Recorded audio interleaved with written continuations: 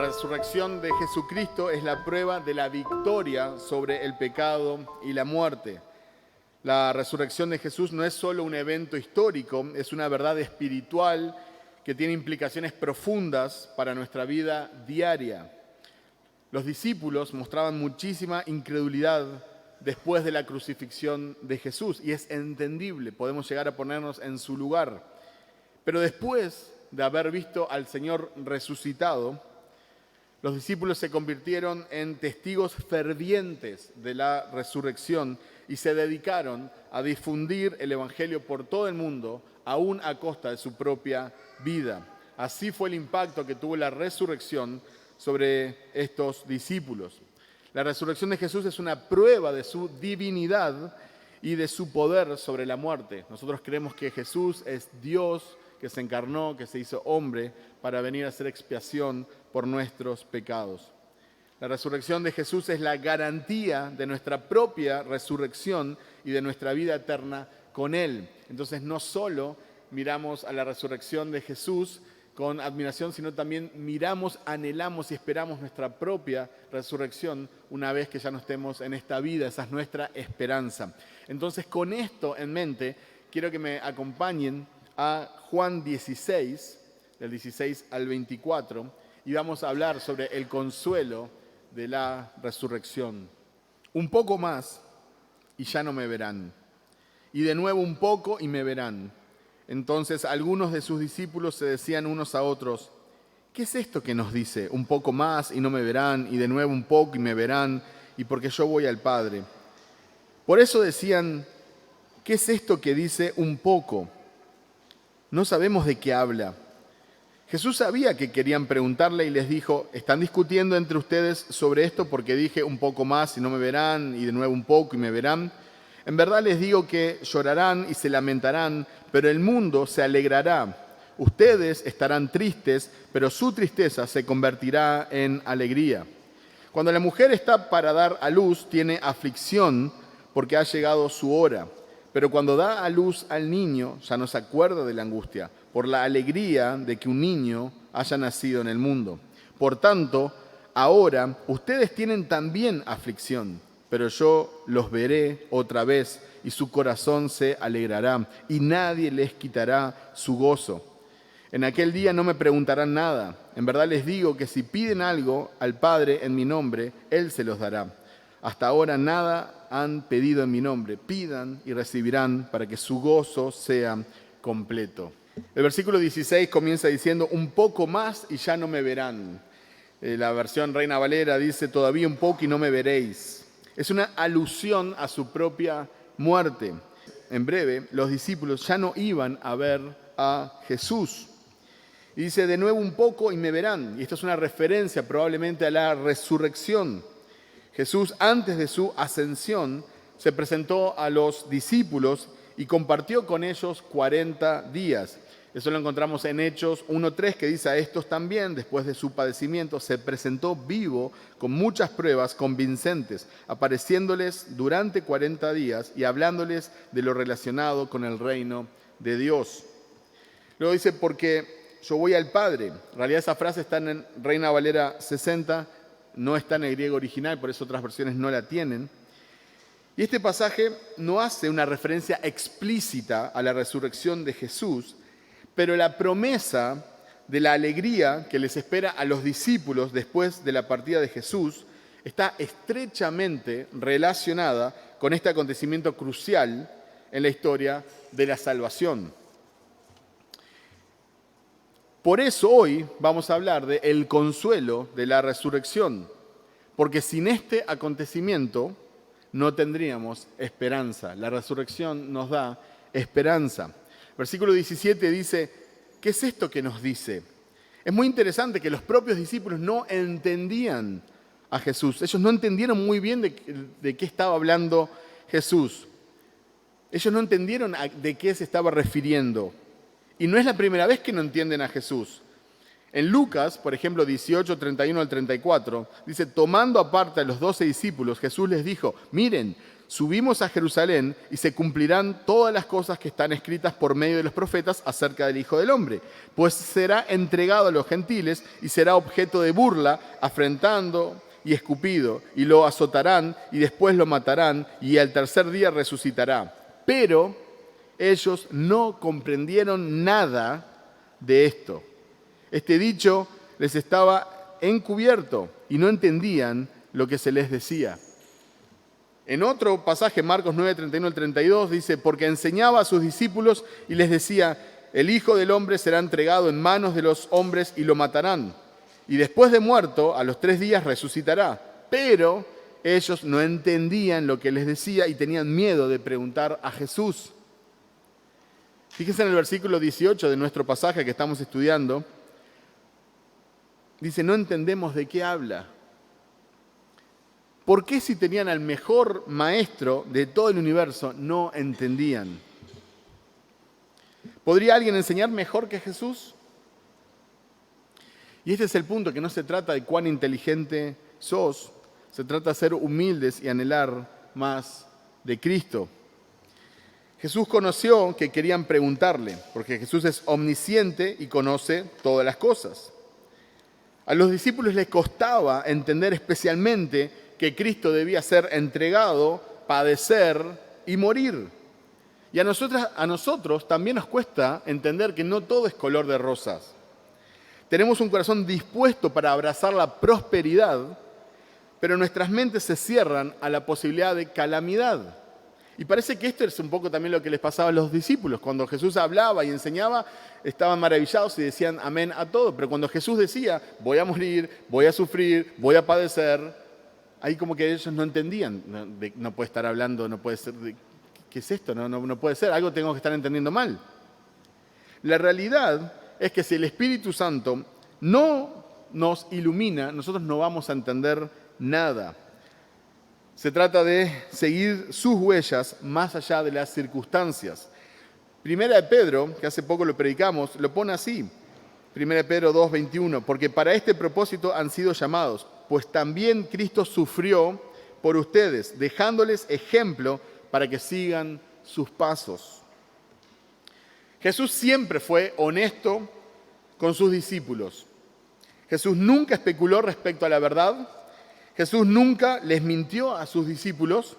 Jesús habló y enseñó sobre su muerte en varias ocasiones. Jesús nunca les prometió que todo sería color de rosa y Jesús tampoco les mintió respecto al futuro que iban a tener los discípulos. En más de un pasaje les dice que ellos también iban a padecer, iban a sufrir y iban a ser entregados a las autoridades. En Marcos 10, 32 al 34, dice, iban por el camino subiendo a Jerusalén y Jesús iba delante de ellos. Los discípulos estaban perplejos y los que lo seguían tenían miedo. Y tomando aparte de nuevo a los 12, comenzó a decirles lo que les iba a suceder.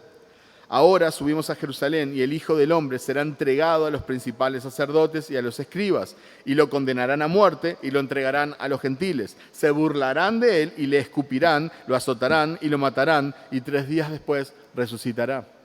Jesús siempre les dijo la verdad. En más de una ocasión les dijo lo que iba a suceder, no solo a él, sino también a ellos. Jesús fue honesto con los discípulos. Jesús siempre les dijo la verdad. Y no solo Jesús iba a sufrir, también los discípulos iban a sufrir. Por eso en este contexto encontramos en nuestro texto Juan 16, 20. A la luz de este recordatorio, que Jesús siempre fue honesto y les dijo lo que le iba a suceder a él y a ellos, tenemos el versículo 20. En verdad les digo que llorarán y se lamentarán, pero el mundo se alegrará. Ustedes estarán tristes, pero su tristeza se convertirá en alegría. Nosotros lo leemos esto a la pasada, medio quizás hasta rápido, pero esto es muy profundo. Jesús, el maestro que estaba caminando con ellos por 3 años, cada día que lo vieron declarar ser Dios, que lo vieron hacer milagros, que lo vieron predicar, sanar enfermos, que lo vieron perdonar pecados, les está diciendo, ustedes, mis discípulos, van a llorar. Entonces, pará Jesús, nosotros somos tus seguidores, estamos todo el día contigo. ¿Cómo es esto, no? No es eso lo que prometen los maestros que simplemente quieren ser populares y que la gente los siga. Ni siquiera político te dice, no, bueno, van a venir tiempos difíciles y vamos a... No, siempre, aunque sean promesas vacías, siempre te hablan sobre lo bueno que va a ser. Pero Jesús les dice, llorarán y se lamentarán. Y todavía, como si no es suficiente, el mundo se va a alegrar.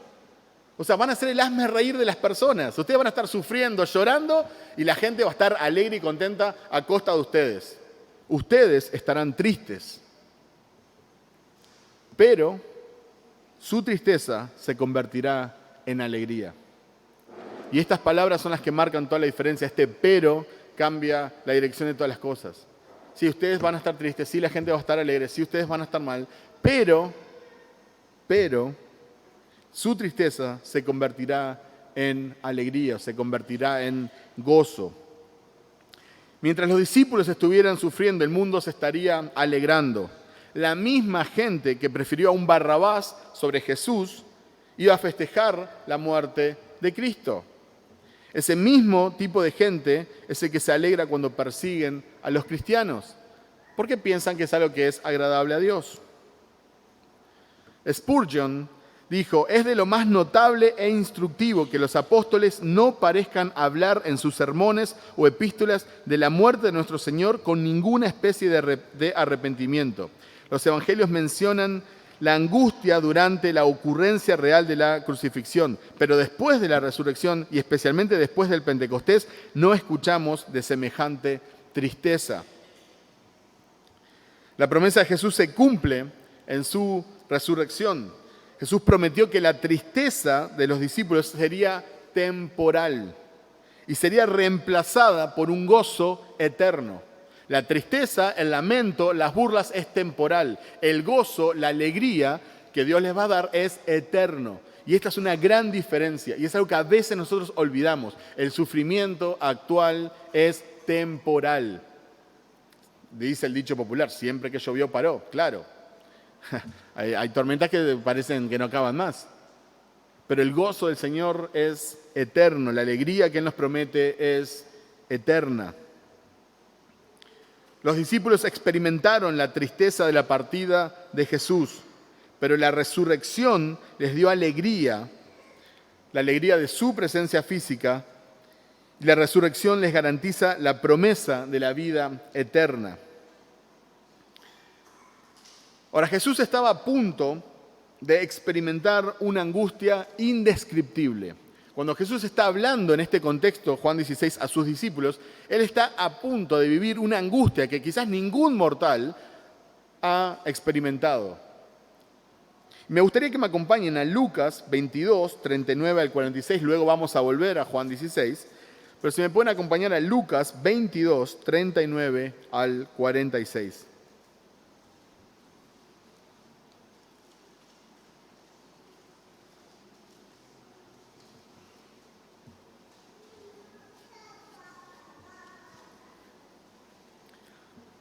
Lucas 22, 39 al 46.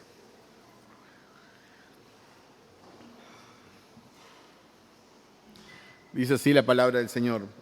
Saliendo Jesús, se encaminó, como de costumbre, hacia el monte de los olivos, y los discípulos también lo siguieron. Cuando llegó al lugar, les dijo, oren para que no entren en tentación. Y se apartó de ellos como a un tiro de piedra, y poniéndose de rodillas, oraba, diciendo, Padre, si es tu voluntad, aparta de mí esta copa, pero no se haga mi voluntad, sino la tuya. Entonces se apareció un ángel del cielo que lo fortalecía, y estando en agonía, oraba con mucho fervor, y su sudor se volvió como gruesas gotas de sangre que caían sobre la tierra. Cuando se levantó de orar, fue a los discípulos y los halló dormidos a causa de la tristeza. Y les dijo, ¿por qué duermen? Levántense y oren para que no entren en tentación. Esta es la situación que encontramos en el huerto de Getsemaní. La condición médica en la que una persona suda sangre se conoce como hematidrosis. Esta condición es muy rara y se cree que es causada por una respuesta física al estrés extremo. Jesús estaba experimentando una gran angustia antes de su arresto y crucifixión.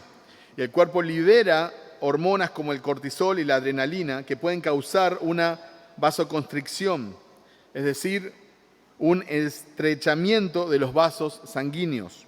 Esto puede aumentar la presión de los capilares sanguíneos que rodean las glándulas sudoríparas, lo que podría causar que estos capilares se rompan y mezclen sangre con sudor. Ahora, nosotros no somos, la gran mayoría de nosotros no somos médicos y no estamos haciendo un análisis sobre medicina. El punto acá es que Jesús estaba en profunda agonía y estaba experimentando una tristeza profunda como quizás nadie ha experimentado. Y la pregunta es, ¿qué es lo que angustiaba tanto a Jesús? ¿Es que iba a morir? ¿Cuántas personas fueron a la hoguera? Fueron como mártires y han ido cantando himnos con gozo. No creo que Jesús estuviera nervioso por morir. Él estaba por absorber la copa de la ira de Dios. Dios derramaría toda su santa ira sobre Jesús, haciendo expiación por todos los pecados de los que habíamos de creer. La mayor tristeza que alguien pudiera experimentar en la tierra. Sin embargo, es Jesús quien consuela a sus discípulos. Les recuerda que tienen que tener la perspectiva correcta de las cosas. La tristeza, la amargura, la desazón no son el destino final de los creyentes. El destino final de los creyentes es el gozo eterno. Vuestra tristeza se convertirá en gozo. Y otra versión dice, pero su tristeza se convertirá en alegría. Sus discípulos deberían estar consolando a Jesús y animando a Jesús en este momento crucial, antes de que fuera a vivir todo lo que iba a vivir. Pero es Jesús quien consuela a sus discípulos. Aquel que enjuagará toda lágrima estaba a punto de sudar sangre en Getsemaní. El que no conoció pecado iba a cargar con los pecados de cada creyente. El amigo incondicional sería traicionado. Pero es Jesús quien consuela a sus discípulos. El santo se iba a convertir en maldición. El justo absorbería la ira de Dios. El autor de la vida estaba a punto de morir. Sin embargo, es Jesús quien consuela a sus discípulos. Emmanuel, aquel quien está con nosotros en todo momento, iba a ser abandonado. El juez supremo sería hallado culpable y condenado. Dios hecho hombre sería cuestionado, burlado, agredido y asesinado. Pero es Jesús el que consuela a sus discípulos. Aquel que es la palabra de Dios se quedaría callado. Aquel que es el agua de vida que quita la sed eternamente, tendría sed mientras cuelga de un madero. El dueño de todo lo que existe estaba a punto de ser enterrado en una tumba prestada. Sin embargo, es Jesús el que consuela a sus discípulos. Los falsos sistemas religiosos que nos rodean nos han hecho ver a Dios como un Dios lejano, un Dios que está en el cielo y no tiene ni idea de lo que está pasando acá en la tierra. Eso es la idea que nos han puesto. Es como nosotros tenemos que vivir, nosotros tenemos que tratar de llegar a fin de mes, nosotros tenemos que pagar las cuentas, nosotros tenemos que lidiar con la gente, nosotros tenemos que lidiar con el pecado. Y bueno, Él está ahí en su reino, en su gloria, en su trono, y bueno, le podemos pedir, podemos orar y quizás nos dé una mano, pero ¿qué sabe Él? ¿Qué sabe Él de todo lo que estamos pasando? Eso es lo que muchas personas creen porque se lo han hecho creer, porque le han enseñado así. Un Dios que está en el cielo y que no tiene ni idea de lo que está pasando en la tierra. Las religiones falsas del mundo nos han hecho creer que Dios no sabe lo que es sufrir. Un Dios que no sabe lo que es perder un ser querido. Un Dios que no entiende lo que es una enfermedad mortal o estar a punto de morir. Un Dios que no sabe lo que es ser traicionado por las personas que amas.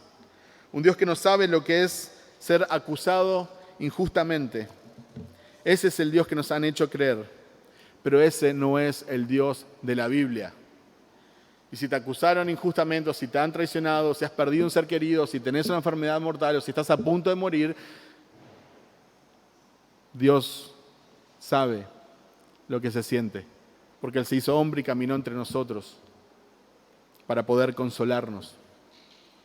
Nuestro Dios sabe lo que es sufrir, nuestro Dios nos entiende, nos consuela y lo que es mejor, nuestro Dios tiene la capacidad de convertir nuestra tristeza más profunda en un gozo eterno. Solo nuestro Dios puede hacer eso. Dios tiene la capacidad de convertir tu tristeza y tu angustia más profunda en un gozo supremo y eterno. Eso es lo que nos dice el versículo 20, Juan 16. Él tiene la capacidad de tomar tu tristeza más profunda, tu angustia, y convertirla en un gozo inefable, supremo, eterno. Y Dios puede convertir tu tristeza en un gozo, no solo porque eres la fuente de todo gozo verdadero, sino también porque Él sabe lo que es sufrir, porque Él sabe lo que es estar triste y porque Él sabe lo que es llorar. Porque cuando Dios caminó acá en la tierra, Él fue 100% humano. Jesús es quien consuela a sus discípulos. Jesús hace un énfasis en que nuestros sufrimientos son temporales. Y pone de ejemplo a la mujer que va a dar a luz con sufrimiento, pero temporal. Lo pone en contraposición al gozo que nos espera después cuando vemos venir un niño al mundo. El gozo que nos espera es eterno. Volviendo a nuestro pasaje en Juan 16, versículos 21-22, nos dice exactamente eso. Cuando la mujer está para dar a luz, tiene aflicción porque ha llegado su hora. Pero cuando da a luz al niño, ya no se acuerda de la angustia por la alegría de que un niño haya nacido en el mundo. Por tanto, ahora ustedes tienen también aflicción, pero yo les veré otra vez y su corazón se alegrará y nadie les quitará su gozo. ¿Y qué frase esa? Otra promesa de Jesús. Nadie les va a quitar su gozo. La tristeza que tienen, yo se las voy a quitar. No se pueden aferrar a esa angustia, pero yo se las voy a quitar, dice Jesús. Pero el gozo que van a tener, nadie se los va a quitar. Va a ser eterno, por toda la eternidad. Es una hermosa promesa del Señor. Comentarista bíblico dice, parece que nuestro Señor se refería a esto, que su resurrección sería tan completamente demostrada que nunca tendrían dudas sobre ella y por lo tanto su gozo sería grande y permanente. Los versículos 23 y 24 dicen, en aquel día no me preguntarán nada. En verdad les digo que si piden algo al Padre en mi nombre, Él se los dará. Hasta ahora nada han pedido en mi nombre, pidan y recibirán para que su gozo sea completo. Versículo 23 dice, en aquel día no me preguntarán nada. Cuando Jesús resucitó y pasó 40 días con los discípulos, estos le hicieron muchísimas preguntas. Por lo cual probablemente esto sea una referencia al día de Pentecostés.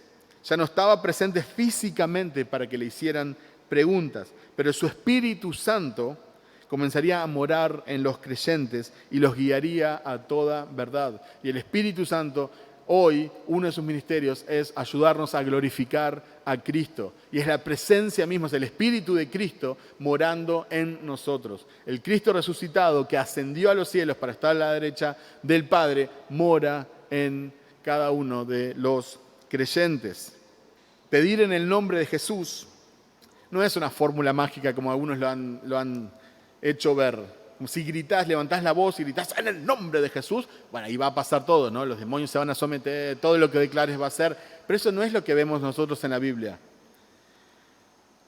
Es acercarnos a Dios a través de los méritos de Jesús. Vengo en nombre de, vengo de parte de Él, es Jesús que me manda. Es Jesús que me permite acercarme al trono de la gracia.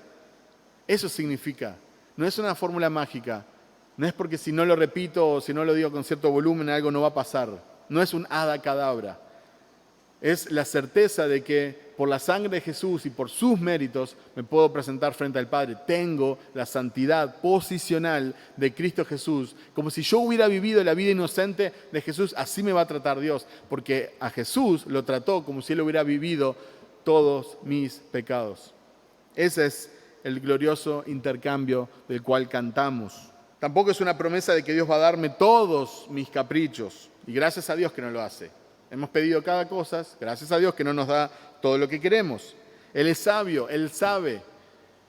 Y su principal preocupación, por así decirlo, no es nuestro bienestar, no es que estemos contentos y que tengamos todo, es nuestra santidad. Por eso Él va a permitir cosas para obrar en nosotros. Pedir en el nombre de Jesús es una promesa de que podemos acercarnos confiadamente al trono de la gracia y que nunca seremos rechazados. Ahora dice ahí, para que su gozo sea completo. El completo gozo no es solo la meta de todo creyente, es el destino fijado por Dios para cada creyente. Y esto nos trae nuevamente a las palabras de Jesús en el versículo 20. Ustedes estarán tristes, pero su tristeza se convertirá en alegría. En otras palabras, el sufrimiento que puedan estar viviendo es temporal, pero su gozo será eterno. El gozo que hay en Cristo es eterno. Por eso tenemos pasajes como Romanos 8:18, que dice: pues tengo por cierto que las aflicciones del tiempo presente no son comparables con la gloria venidera que en nosotros ha de manifestarse. Pablo, que iba a morir en breve, que no iba a llegar a viejito, que no iba a poder disfrutar de su jubilación, que iba a ser, según la tradición, decapitado, que estuvo preso, que fue azotado, él dice, no se puede ni comparar, no da ni para comparar. Todo el sufrimiento, las aflicciones, la tristeza, todo lo que podamos pasar en esta tierra, ni se compara con la gloria que ha de revelarse, que ha de manifestarse en nosotros. Porque tiene que ver con la eternidad, tiene que ver con la presencia de Dios, tiene que ver con el gozo, tiene que ver con la alegría.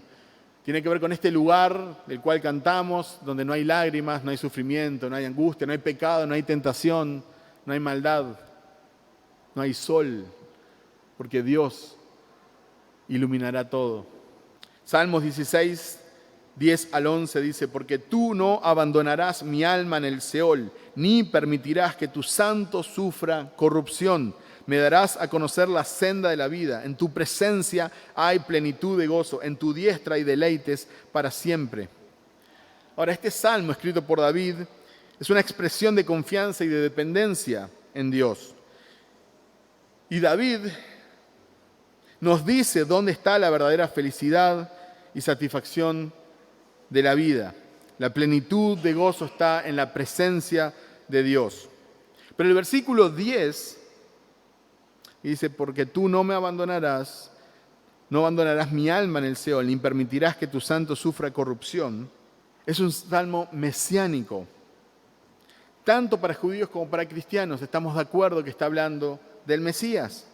En el contexto del salmo, el autor habla de confiar en Dios en medio de las dificultades. Se refiere a su propia esperanza de que Dios lo proteja de la muerte, porque tenía una aplicación práctica y personal para David. Pero este texto es citado por Pedro y es citado por Pablo, que lo interpretan como una profecía de la resurrección de Jesús. Y como la Biblia interpreta la Biblia, nosotros podemos asegurar, sin temor a equivocarnos, de que este salmo está hablando de la resurrección de Jesús. Acompáñenme por favor a Hechos 2, 29 al 31. Vamos a ver el mensaje de Pedro. Hermanos, del patriarca David les puedo decir con franqueza que murió y fue sepultado, y su sepulcro está entre nosotros hasta el día de hoy. Pero siendo profeta y sabiendo que Dios le había jurado sentar a uno de sus descendientes en su trono, miró hacia el futuro y habló de la resurrección de Cristo, que ni fue abandonado en el Hades, ni su carne sufrió corrupción. Entonces el apóstol Pedro argumenta que David no estaba hablando de sí mismo, sino del Mesías, quien no fue abandonado en el Hades, Seol o sepulcro, y su cuerpo no vio corrupción. Por lo tanto, el texto es visto como una profecía sobre la resurrección de Jesús. Tiempo más tarde, Pablo, predicando en Antioquía, en Hechos 13, me pueden acompañar también, Hechos 13, 34 al 39, tenemos algo similar. En su predicación, él cita este salmo y nos va a explicar, perdón por el spoiler, que se trata de la resurrección de Jesús. Hechos 13, 34 al 39. Y en cuanto a que lo resucitó de entre los muertos, para nunca más volver a corrupción, Dios ha hablado de esta manera: les daré las misericordias santas y fieles prometidas a David. Por tanto, dice también en otro salmo: no permitirás que tu santo vea corrupción. Porque David, después de haber servido el propósito de Dios en su propia generación, durmió y fue sepultado con sus padres y vio corrupción. Pero aquel a quien Dios resucitó no vio corrupción. Por tanto, hermanos, sepan que por medio de él les es anunciado el perdón de los pecados y que de todas las cosas de que no pudieron ser justificados por la ley de Moisés, por medio de él, todo aquel que cree es justificado. Miren la promesa y cómo Pablo relaciona la esperanza que tenemos en la resurrección con la justificación que tenemos por creer en Jesús. Lo que la ley no tenía el poder para justificar, para declararte inocente, la fe en el Hijo de Dios nos permite ser justificados. Entonces David, después de profetizar la resurrección de Cristo, dice: en tu presencia hay plenitud de gozo. Y este es el consuelo de la resurrección. Jesús resucitó y nosotros también resucitaremos. En tu presencia hay plenitud de gozo. En este mundo no hay un gozo pleno. Obviamente podrás tener buenos momentos, podrás disfrutar de cierta alegría, una alegría quizás temporal, pero no se compara con el gozo eterno que ha de revelarse en la gloria del Señor. Esta sociedad se alegrará de nuestro sufrimiento, pero tenemos un consuelo, el consuelo de la resurrección. Y me gustaría, para terminar, poder ver los últimos versículos del capítulo 16. Juan 16, 29 al 33. Sus discípulos le dijeron: ahora hablas claramente y no usas lenguaje figurado. Ahora entendemos que tú sabes todas las cosas y no necesitas que nadie te pregunte. Por esto creemos que tú viniste de Dios. Jesús les respondió: ¿ahora creen? Miren, la hora viene y ya ha llegado en que serán esparcidos cada uno por su lado y me dejarán solo. Y sin embargo, no estoy solo, porque el Padre está conmigo. Estas cosas les he hablado para que en mí tengan paz. En el mundo tienen tribulación, pero confíen, yo he vencido al mundo. Y cuando lo vemos en su contexto, a la luz de todo el capítulo 16, entendemos esta promesa de Jesús. Una vez más, Jesús no les promete que todo va a ser color de rosa. Jesús no los engaña. Jesús no trata de minimizar. Una vez más, parece que hace un énfasis. Van a sufrir y no va a ser fácil para ustedes. Me van a dejar solo, pero no estoy solo porque el Padre está conmigo. Pero ustedes la van a pasar mal. Y ahí viene este hermoso pasaje, versículo 33. Estas cosas les he hablado para que en mí tengan paz. No dice que les va a quitar la angustia, que les va a quitar la tristeza, que les va a quitar la aflicción, pero en Cristo podemos tener paz. Y una vez más les recuerda: en el mundo tienen tribulación, pero confíen, confíen. ¿Cómo termina? Yo he vencido al mundo. El deleite supremo del ser humano es gozarse en la victoria de Cristo sobre la muerte. Como le escribió Pablo a los Corintios: ¿dónde está, oh muerte, tu aguijón? ¿Dónde está tu victoria? La muerte fue derrotada. Entonces, en conclusión, la resurrección de Jesús transformó la tristeza y desesperanza de los discípulos en una alegría eterna. La resurrección garantiza la promesa de vida eterna para todos los que creen en Él. Amén. La muerte no es el punto final. Nosotros vamos a seguir viviendo gracias a Dios, fuera de estos cuerpos, pero vamos a seguir viviendo en un gozo eterno en la gloria de Dios. La resurrección de Jesús es la prueba del poder de Dios sobre la muerte y sobre el pecado. Y por más que el pecado a veces se vea robusto y parece invencible, el pecado también es temporal. Y nosotros vamos a dejarlo atrás y vamos a estar en la gloria con cuerpos glorificados. La resurrección de Jesús nos da esperanza de una vida después de la muerte. Y la resurrección nos da el consuelo que después del sufrimiento viene el gozo y la gloria. Entonces, hermanos, seamos consolados por la resurrección de nuestro Señor Jesucristo. Hoy, mañana, cuando tengamos aflicción, cuando tengamos problemas, cuando tengamos tristeza, aferrémonos a la esperanza de la resurrección. Jesús resucitó, nosotros también resucitaremos a un gozo eterno y a una gloria eterna. Amén. Oremos.